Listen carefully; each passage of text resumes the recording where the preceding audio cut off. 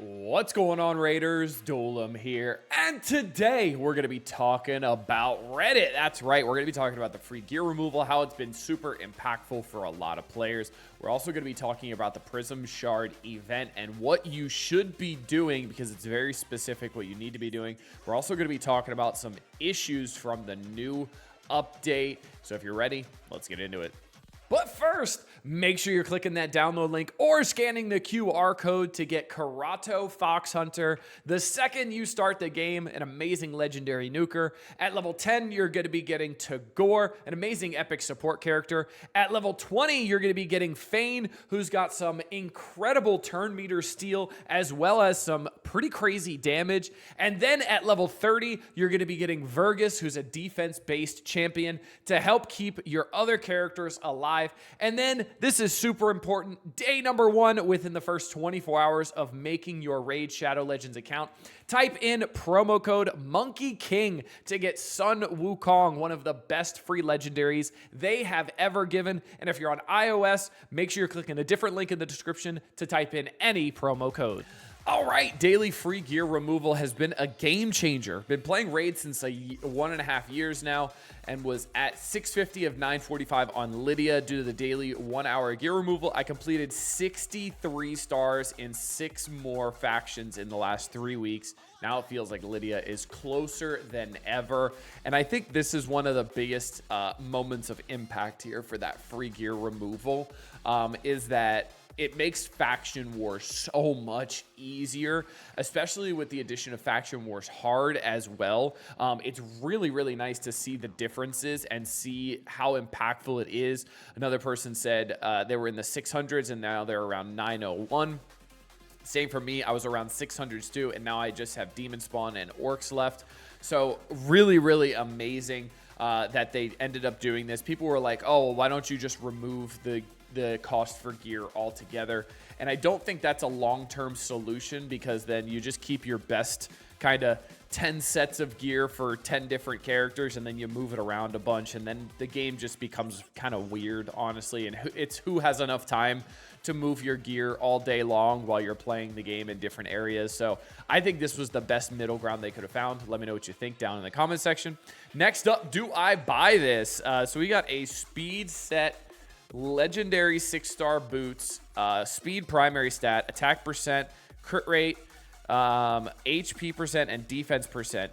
Oh, it's 4.8 million. Never mind. No, absolutely do not do that. I actually think buying stuff from the market for super early game is not a terrible idea because the amount of silver you get in the early game is kind of a lot, and you really don't have a lot of good gear compared to what can pop up in the market. So definitely worth buying some stuff early in the market if you have a lot of silver, which I did, and I did buy some stuff in the market, and I got some pretty great gear, honestly, that I still use today.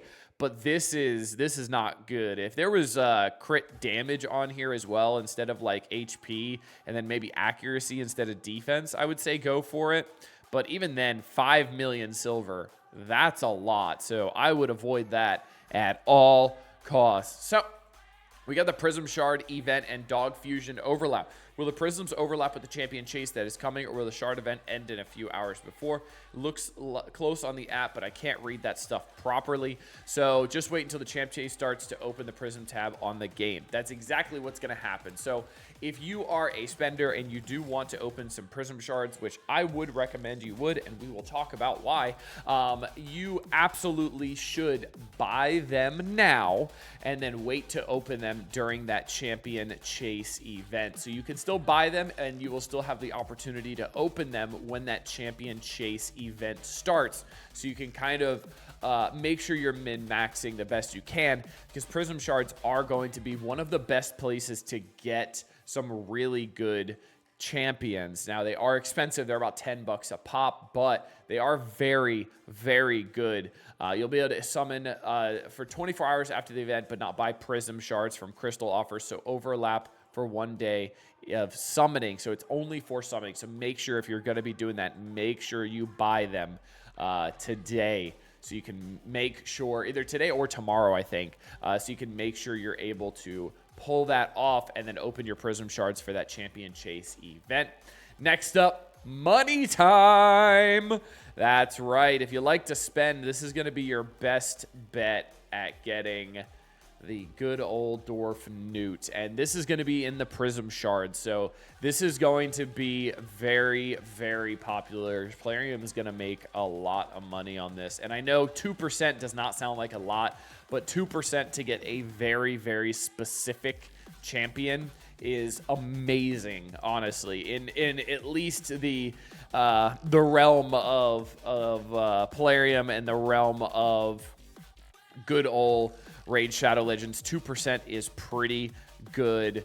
And you see this person with the Mercy system. You see the headline champions is at 10%, still hasn't gotten it, which is kind of crazy. I thought you would have waited for the champion chase event.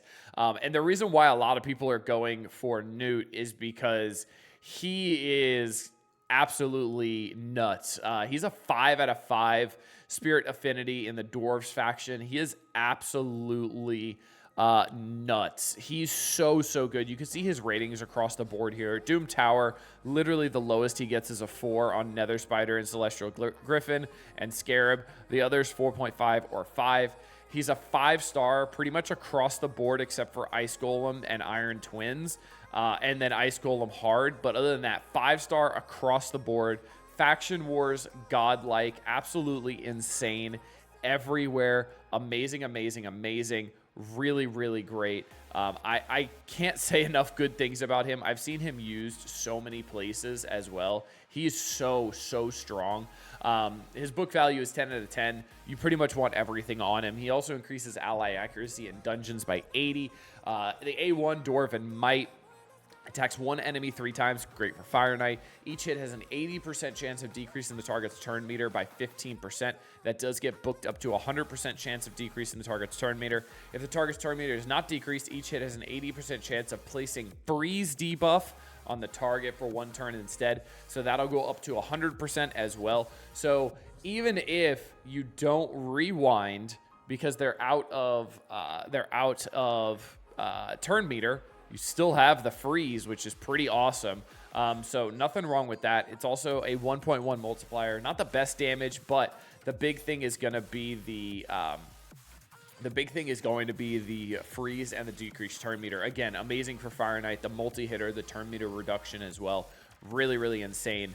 Love to see that. All right, so A2, the Fury of the King, attacks all enemies, has a 75% chance of placing a 50% decrease attack debuff and a 25% weakened debuff on all enemies for 2 turns. That does get booked up to 100% chance. Also places a counterattack buff on this champion for 2 turns. This gets booked down to a 3-turn cooldown as well, which is great. Really strong ability there. Now for the A3, Blessed Bash, 5-turn cooldown, booked down to a 4. Attacks 1 enemy 3 times. Again, amazing for Fire Knight. Each hit decreases the target's defense by 3%, stacks up to 30%. Each hit also heals this champion by 30% of the damage dealt. So immediate lifesteal built into the kit. Extra damage, again, booked down to a 4-turn cooldown. Very good. Absolutely insane.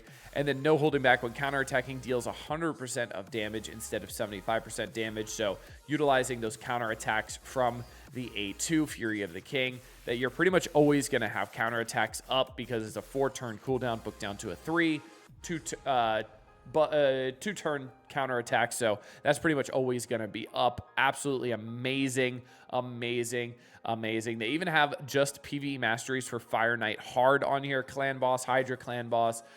We've got Soul Reap for the Awakened.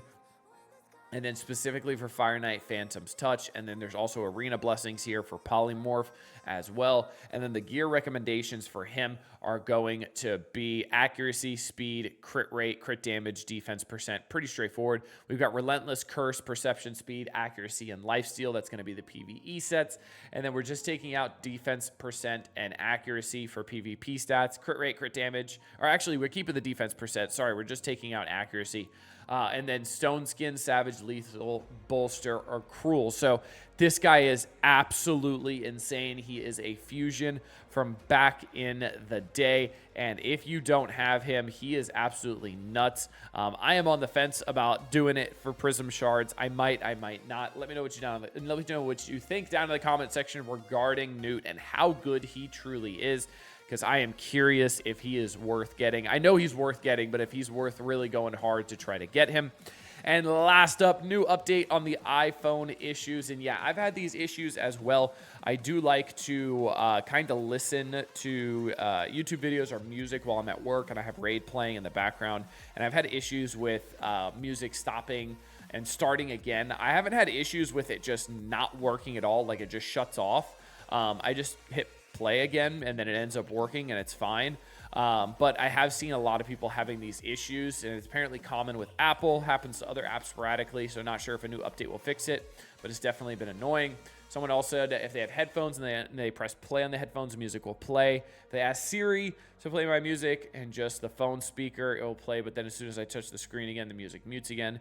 Interesting. I have not had this level of issues. I have had a little bit of issues. It's a little unfortunate, and then I just click play again and it's good. So let me know what you guys think about all of this information. Let me know what you think about Gnut and if I should end up going for him. Also, let me know what you guys feel about the daily free gear removal and how it has impacted your roster. But until next time, this has been Duelim. Later, Raiders.